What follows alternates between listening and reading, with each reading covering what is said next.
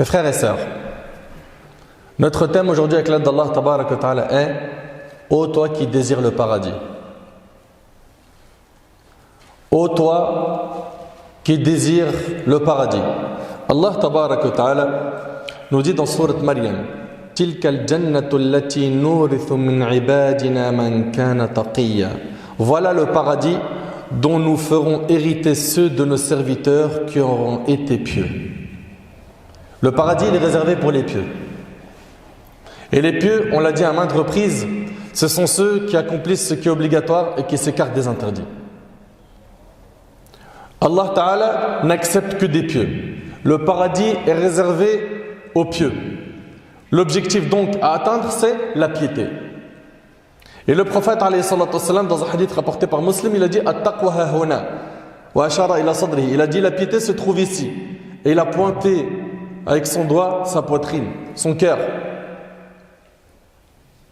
C'est-à-dire en réalité, ta vie entière, tu dois la consacrer à la purification de ton cœur. Et si tu fais correctement ce travail, ce qui découlera de cette purification, ce sont des bonnes actions. Et par la suite, c'est le paradis, bi'idhnillahi tabaraka wa ta'ala. Ô toi qui désires le paradis, voyons ensemble quelques textes qui parlent du paradis afin de nous motiver encore plus à faire des bonnes actions, à s'écarter des péchés, à diminuer notre amour aveugle que l'on a pour la vie d'ici-bas, pour le matériel et l'argent. Allah tabaraka wa ta'ala nous dit Ashabul jannati yawma idhin khayrun mustaqarran wa ahsanu maqila. Les gens du paradis seront ce jour-là en meilleure demeure et au plus beau lieu de repos. Allahu Akbar. Sa Majesté Allah, le Seigneur, le Créateur, nous dit les gens du paradis seront ce jour-là en meilleure demeure. Il n'y a pas un meilleur endroit que le paradis. Et au plus beau lieu de repos. Toi qui cherches le repos, vise le repos éternel au paradis. Mais pour cela, sache-le, il n'y a rien sans rien. Il y a des efforts à fournir. J'attire votre attention sur le hadith qui arrive car il est probable que beaucoup d'entre vous l'ignorent. Et ce hadith-là va en étonner plus d'un parmi vous. Il s'agit de la dernière personne parmi les musulmans, écoutez bien, qui va sortir du feu de l'enfer et qui va rentrer au paradis. Quand on dit c'est le dernier musulman qui va sortir de l'enfer et qui va entrer au paradis, tout de suite, on s'imagine que cette personne-là n'a pas fait le nécessaire dans sa vie. On est bien d'accord? Il n'aurait pas été le dernier à entrer au paradis. C'est quelqu'un qui n'a pas su profiter de sa vie correctement. J'ai bien dit correctement. Pourquoi? Parce qu'il y en a certains qui disent « Moi je profite de la vie ». Et quand tu regardes, tu scannes sa vie, il profite de la vie en désobéissant à Allah. Ça ne s'appelle pas de profiter de la vie, ça s'appelle détruire sa vie. On profite réellement dans notre vie quand on est quoi? On est dans le cadre qu'Allah subhanahu wa ta'ala il a fixé. Qu'on ne sort pas du cadre. Là oui, tu profites de ta vie. Mais dans le cas où tu dépasses les limites, tu dépasses ce cadre, ça ne s'appelle pas profiter de la vie, ça s'appelle détruire sa vie. Et je vous demande s'il vous plaît d'être très très attentif face à ce hadith. C'est le hadith d'Ibn Mas'ud, il est rapporté par l'imam Muslim, donc il est authentique. Soyez sereins. Abdullah ibn Mas'ud rapporta que le prophète sallam a dit la dernière personne qui accédera au paradis sera un homme qui, une fois sur le Sirat, vous connaissez le Sirat? C'est ce pont qui est dressé au-dessus de l'enfer, qui, comme cela nous a été décrit dans la Sunna, il est plus fin qu'un brin de cheveux, plus tranchant qu'un sabre. La dernière personne qui accédera au paradis sera un homme qui, une fois sur le Sirat, tantôt il marche, tantôt trébuche et tantôt le feu le brûle. Lorsqu'il dépasse le Sirat, il tourne la tête et dit au feu. Et j'aimerais s'il vous plaît, Allah barik fikum, que vous essayez d'imaginer cette personne-là. Mais là, je vous demande vraiment de l'imaginer. Cette personne qui tourne sa tête et qui dit au feu « Gloire à Allah qui m'a sauvé de toi ». Enfin, il n'y a plus de châtiment. Ça y est, c'est le dernier à sortir de l'enfer. Et il va dire, Allah m'a donné ce qu'il n'a donné à personne parmi les premiers et les derniers. Pour lui, d'être sauvé de l'enfer, pour lui, c'est déjà une récompense. Et attention, c'est une personne qui n'est pas encore entrée au paradis. C'est juste qu'il est sauvé de l'enfer. Pour lui, il atteint le maximum. On lui érige alors un arbre. Et il dit, oh mon Seigneur, rapproche-moi de cet arbre, afin que je jouisse de son ombre et boive de son eau. Allah lui dit, ô fils d'Adam, il se peut que si je t'exauce ton vœu, tu demandes autre chose. L'homme promet qu'il ne demandera plus autre chose que l'arbre, et Allah sait qu'il ne tiendra pas parole, car il n'aura pas de patience. Allah le rapproche alors de cet arbre. Il jouit de son ombre et boit de son eau. Ensuite, on lui érige un autre arbre plus beau que le premier, et il dira, mon Seigneur, approche-moi de cet arbre, afin que je boive de son eau et jouisse de son ombre. Et il dira, et je ne demanderai plus autre chose. Allah lui dira, il se peut que si je te le donne, tu demandes autre chose. L'homme jure qu'il ne demandera plus autre chose que cela. Et Allah l'excusera car il verra ce dont il n'aura pas de patience. Allah l'approche donc de l'arbre, c'est le deuxième arbre. Il jouit de son ombre et boit de son eau. Après, on lui érige un arbre à la porte du paradis, plus beau que les deux précédents. L'homme dit, ô mon Seigneur, rapproche-moi de cet arbre, afin que je jouisse de son eau et je ne demanderai plus autre chose que cela. Et Allah l'excuse car il voit ce dont il n'a pas de patience. Allah le rapproche et désormais, il entend les voix des habitants du paradis. Franchement, j'aimerais que vous essayiez d'imaginer un peu la situation de cet homme. Il est pas loin de la porte du paradis et il entend la voix des habitants du paradis. Subhanallah. Et il dit, ô mon Seigneur, fais-moi y entrer. Allah dit, ô fils d'Adam, qu'est-ce qui met fin à tes demandes? Et l'être humain, il est comme ça, il en veut toujours plus. C'est une réalité. Qu'est-ce qui met fin à tes demandes? Et là, regardez ce qu'Allah subhanahu wa ta'ala va lui dire. On parle de qui? Du dernier à entrer au paradis. Allah yabarik fikum. Je veux que ce point-là reste gravé dans votre esprit. Allah ta'ala va lui dire, seras-tu satisfait si je te donne ce qui équivaut au monde 2 fois? En plaisir, jouissance. Essaye d'imaginer juste vivre la vie d'un roi sur terre, où tu gouvernes juste un seul pays. Et alors, on va même pas dire que tu gouvernes, tu n'as aucune responsabilité. Tu es un roi, tu vis la même vie qu'un roi sans ses responsabilités. On pense tout de suite au palais, au château, à je ne sais combien de chambres très spacieuses, luxueuses. On pense au confort, à la verdure, à tout, à des piscines, à tout, n'est-ce pas? Là ici, Allah subhanahu wa ta'ala, il ne propose pas la vie d'un roi sur terre. Regardez, il lui dit, seras-tu satisfait si je te donne ce qui équivaut au monde 2 fois? Et là, on parle du dernier à entrer au paradis. Allahu Akbar. Il dira, oh mon Seigneur, te moques-tu de moi alors que tu es le Seigneur des mondes? En citant ce passage du hadith, Ibn Mas'ud rit et dit, voulez-vous savoir de quoi est-ce que je ris? Ils dirent, de quoi ris-tu? Il répondit, c'est ainsi que le prophète a ri. Il a ri ici alayhi salam au même moment. Et on lui demanda, de quoi ris-tu au messager d'Allah? Il répondit, du rire du Seigneur des mondes lorsque l'homme dit, tu te moques de moi alors que tu es le Seigneur des mondes. Et Allah lui répond, je ne me moque pas de toi, plutôt je suis capable de toutes choses rapportées par Muslim. Allahu Akbar.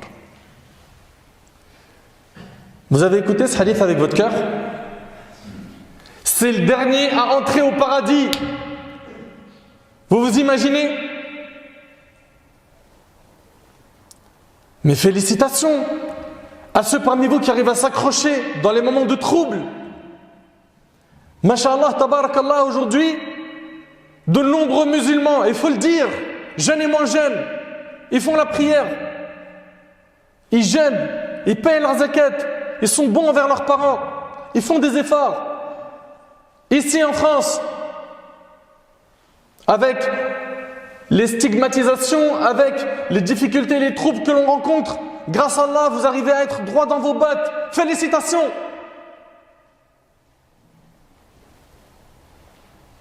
Continuez sur cette voie. Avant d'entrer au paradis, tu vas entendre des appels. Aujourd'hui, je veux vraiment provoquer en toi une envie folle d'entrer au paradis. Avant d'entrer au paradis, tu entendras un appel. Selon Abu Sa'id al-Khudri et Abu Huraira radiyallahu anhuma, le prophète sallallahu alayhi wa sallam a dit: quand les gens du paradis entrent au paradis, un crieur lance un appel. Il va y avoir un appel qui va être fait. Écoutez bien s'il vous plaît ces 4 appels. Allah yabarik fikum, s'il vous plaît, soyez attentifs. Ça c'est avant d'entrer au paradis.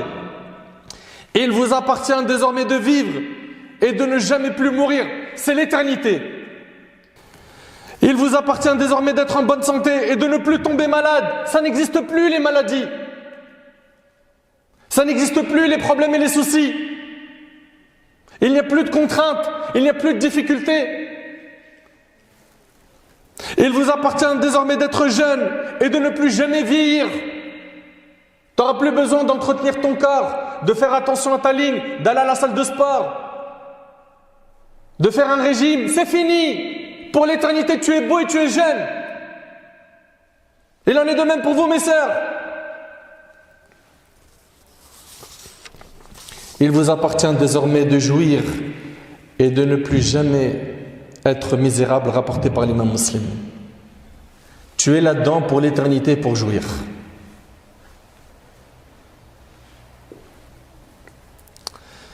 Je sais qu'il y en a parmi vous qui se disent: mais mon frère, moi je le veux le paradis. Je le veux. Alhamdulillah que tu le veux. Mais ce que je veux aujourd'hui après ce discours, c'est que toi qui faisais des efforts pour te rapprocher d'Allah, que tu en fasses plus. Toi qui n'en faisais pas, mets le pied à l'étrier, commence. Subhanallah. Ici, dans le hadith d'Abu Huraira, le prophète sallallahu alayhi wa sallam a dit, Allah a dit, donc c'est Allah qui s'adresse à nous: j'ai préparé pour mes serviteurs pieux. Vous entendez à chaque fois le terme pieux, s'il vous plaît?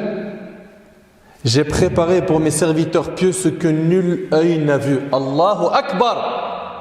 Au paradis, il y a ce que tes yeux n'ont jamais vu. Toi qui as voyagé, qui as vu les plus belles plages du monde, toi qui as visité de très beaux pays, toi qui en surfant sur le net, tu as découvert telle île et telle autre, et qui désire faire le tour du monde et surtout ces endroits qui sont super beaux. T'imagines, Allah subhanahu wa ta'ala, il nous a préparé ce que nos yeux n'ont jamais vu. Subhanallah. Écoutez bien, ce que nul œil n'a vu, ce que nulle oreille n'a entendu. Tes oreilles n'ont jamais entendu ce qu'ils vont entendre fil Jannah. Et ce qu'aucun cœur humain n'a pu imaginer. Essaye d'imaginer, tous les beaux endroits que tu as vus dans ta vie, ils n'ont rien à voir avec le paradis. Il n'y a pas de ressemblance. Ton cerveau n'est pas capable d'imaginer ce qu'il y a là-bas. C'est Allah subhanahu wa ta'ala qui nous le dit.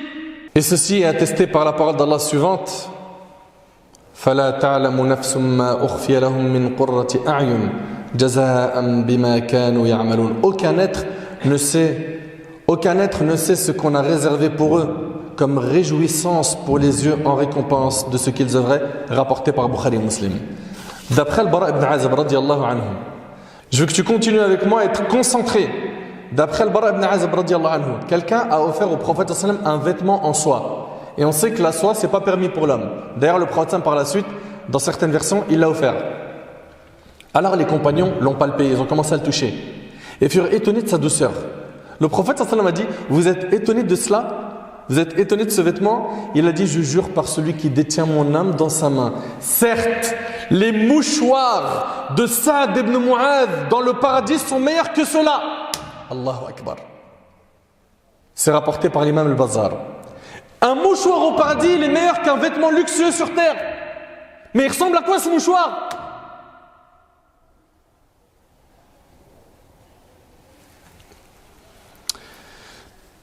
Ô vous qui voulez le paradis, écoutez ce qu'Allah subhanahu wa ta'ala dit dans le Coran. Il nous dit Azza wa Jal: voici la description du paradis qui a été promis aux pieux. Il y aura là des ruisseaux d'une eau jamais malodorante, et des ruisseaux d'un lait au goût inaltérable, et des ruisseaux d'un vin délicieux à boire, il est non enivrant, ainsi que des ruisseaux d'un miel purifié, et il y a pour eux des fruits de toutes sortes, ainsi qu'un pardon de la part de leur Seigneur. Abu Huraira radiyallahu anhu demanda au prophète sallallahu alayhi wa sallam: parle-nous du paradis. Il a dit alayhi salatu wa sallam: ce sont des constructions faites avec de l'or et de l'argent. T'imagines un peu? La construction, elle est faite avec de l'or et de l'argent. Une brique d'or et une brique d'argent. Le ciment qui tient les deux briques est de musc.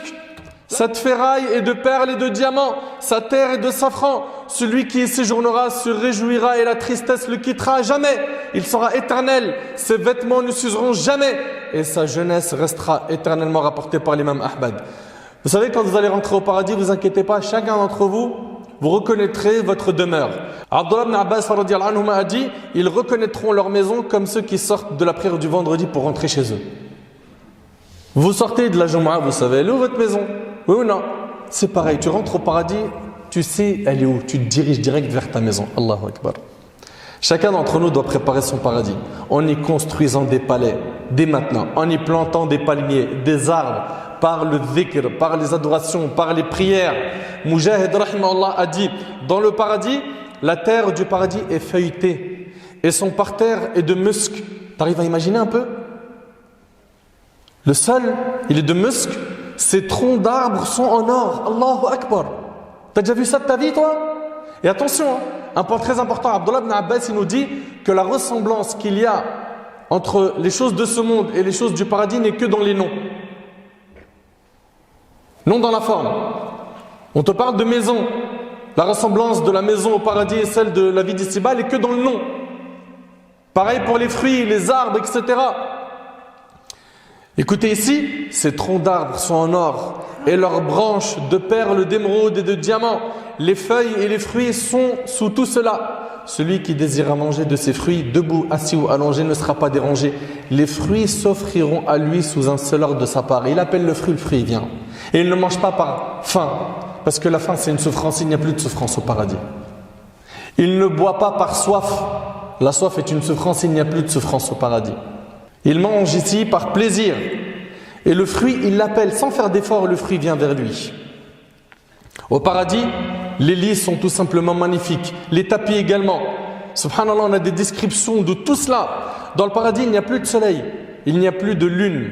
Il n'y a plus de nuit, ni de jour, ni de chaleur, ni de froid. Ibn Kathir, rahimahullah, il a dit, ils ne verront pas de soleil, ni de lune. Le jour et la nuit seront connus des habitants du paradis par une lumière provenant du trône d'Allah. Jabir radiyallahu anhu dit que le prophète sallallahu alayhi wa sallam a dit, les habitants du paradis mangeront et boiront et ils ne vomiront pas, n'urineront pas et ne feront pas leurs besoins. Mais une personne pourrait se dire, mais comment est-ce qu'ils vont digérer? Leur nourriture se transformera en émanation de musc. Voilà. Comment tu vas digérer? Cette nourriture va se transformer en musc. Subhanallah. Leur respiration et louange à Allah et takbir rapporté par Muslim. D'après Abu Sa'id al-Khudri radiyallahu anhu, le prophète sallallahu alayhi wa sallam a dit, Touba. Touba est un arbre dans le paradis. Sa taille est équivalente à la distance que l'on parcourt en 100 ans. T'imagines? L'arbre pour le parcourir, il faut 100 ans. Et il nous dit, alayhi salatu wassalam, vous écoutez, et les habits des gens du paradis sont issus de la pellicule qui couvre le fruit de cet arbre rapporté par Ahmed. Pareil, pour les vêtements, c'est illimité. Tout ce que ton âme souhaite et désire, tu l'as sans difficulté. Tu n'as pas de limite. Tu n'es plus bridé parce qu'il te manque de l'argent, parce que ceci ou parce que cela. Tu as tout ce que tu veux en termes de vêtements. La beauté, tu es au maximum de la beauté, de la jeunesse.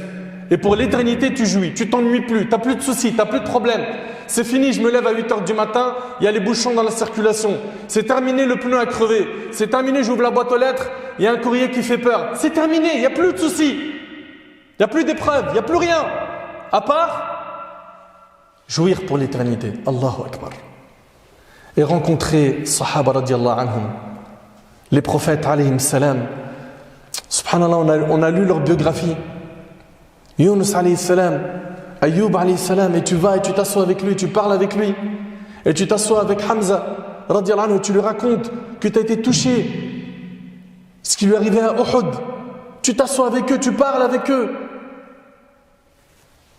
Ahbab al-Kiram, dans le hadith d'Abi Sa'id al-Khudri radiallahu anhu. Écoutez bien. Ici, il relate que le prophète sallallahu alayhi wa sallam a dit, Allah Azza wa Jal dira aux gens du paradis, ils diront alors à tes ordres notre Seigneur et à ton service. Il dira, êtes-vous satisfaits? Mais ils sont déjà dans le paradis. Il leur demande, êtes-vous satisfaits?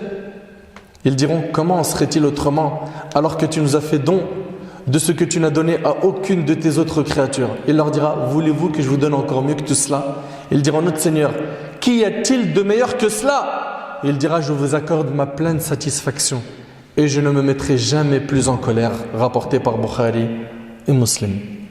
Le fait qu'Allah soit satisfait de nous, c'est la plus grande chose qui puisse exister. Muslim rapporte dans son Sahih al-Tirmidhi, dans ses Sunan, dans le hadith de Sahih al-Rumi radiyallahu anhu, le prophète sallallahu alayhi wa sallam a dit, quand les gens du paradis entreront au paradis, Allah dira, voulez-vous que je vous donne davantage? Ils ont vu les délices du paradis. Ils diront, n'as-tu pas illuminé nos visages? Ne nous as-tu pas fait accéder au paradis, nous sauvant ainsi de l'enfer? Tout ce qu'on voulait, on l'a eu. Et là, il dit, sur ce, on enlèvera le voile. Et on ne leur aura rien donné de plus agréable que la vue de leur Seigneur le Tout-Puissant. Et dans une version, ensuite il récita le verset suivant, Lilladhina ahsanul husna wa ziyada. À ceux qui auront fait le bien sera réservée la plus belle récompense et davantage encore. Et davantage encore, c'est le fait de voir notre Seigneur Azza wa Jalla. Ya Allah, ne nous prive pas de cela. Ya Rabb, tu connais notre situation et notre faiblesse. Ya Allah, accorde-nous ce délice de pouvoir contempler ton visage. Ne nous prive pas de cela par nos péchés. Mes frères et sœurs, vous entendez depuis tout à l'heure des récits sur le paradis. Mais je vous l'ai dit depuis le départ, il n'y a rien sans rien. Pour cela, il va falloir croire en Allah, croire en son messager. Et cela implique l'obéissance aux ordres divins et prophétiques. Et également de souder les obligations. À leur tête, la prière, le fait de multiplier les adorations, d'être bon envers ses parents, de s'éloigner des péchés et de tout ce qui est interdit. Mes frères et sœurs, le chemin du paradis, il est clair. Il est clair, il a été tracé. Allah tabaraka wa ta'ala nous dit Innal ladhina amanu wa amilu s-salihat kanat lahum jannatul firdausi nuzula khalidina fiha la yabghuna anha hiwala. Ceux qui croient et font des bonnes œuvres, toujours, ils croient et font des bonnes œuvres, auront pour résidence les jardins du Firdaus. Allahumma ij'alna min ha'ula'i rabb. Où ils demeureront éternellement sans désirer aucun changement. Allahu Akbar. Selon Abu Hurayra radiyallahu anhu, le prophète sallallahu alayhi wa sallam a dit, la marchandise d'Allah est chère. La marchandise d'Allah, c'est le paradis rapporté par Tirmidhi. Tu veux le paradis, il va falloir faire des efforts. Et ne refusez pas d'entrer au paradis. Ne refusez pas d'entrer au paradis. Selon Abu Hurayra radiyallahu anhu, le prophète sallallahu alayhi wa sallam a dit, toute ma communauté entre au paradis sauf celui qui s'y refuse. On lui dit, et qui s'y refuse au messager d'Allah? Il dit, alayhi salatu wassalam, celui qui m'a obéi entre au paradis et celui qui m'a désobéi s'y est refusé, rapporté par le Bukhari. Ne désobéissez jamais à un ordre divin ou prophétique. Jamais. Ne refusez pas par vous-même d'entrer au paradis. Soyez intelligents. On n'a qu'une seule vie sur terre. Cette vie-là a pour objectif qu'on prépare la vie éternelle. Après avoir entendu tout cela, comment se fait-il que jusqu'à maintenant on est autant attaché à cette vie? Selon Anas radiyallahu anhu, le prophète sallallahu alayhi wa sallam a dit, Seigneur Allah, il n'y a de vie que celle de l'autre monde, rapporté par Bukhari Muslim. Le prophète sallallahu alayhi wa sallam nous dit, la vraie vie c'est l'autre. Zayd ibn Thabit radiyallahu anhu rapporte avoir entendu le prophète sallallahu alayhi wa sallam dire, celui dont ce bas monde est son principal souci. C'est quoi son principal souci? C'est ce bas monde. Allah mettra la pauvreté entre ses yeux. Vous savez, ça veut dire quoi? Il ne sera jamais satisfait quoi qu'il atteigne comme richesse. Allah mettra la pauvreté entre ses yeux et il n'aura de ce monde que ce qu'Allah lui a déjà décidé. Et tu auras de ce monde que ce qu'Allah t'a déjà écrit. Et celui dont l'au-delà est son principal souci. Regardez maintenant comment c'est différent. Allah mettra la richesse dans son cœur, car la vraie richesse c'est celle du cœur. Même s'il est pauvre au niveau du matériel, il sera toujours satisfait de ce qu'Allah lui a donné. Et la vraie richesse c'est celle du cœur, celle de l'âme. Pourquoi? Parce qu'il la nourrit par les paroles d'Allah subhanahu wa ta'ala. Allah mettra la richesse dans son cœur et l'ici-bas viendra à lui malgré lui, rapporté par Ibn Majah. En deux mots, ça donne quoi? Ça donne que celui qui a pour principal souci cette vie, il ne sera pas satisfait. Et finalement, il n'aura que ce qu'Allah lui a destiné. Et celui qui a pour objectif, comme principal souci, l'autre vie, écoutez bien, Allah il va mettre la richesse dans son cœur, c'est-à-dire il va l'apaiser intérieurement, il sera toujours bien dans son âme, dans son être.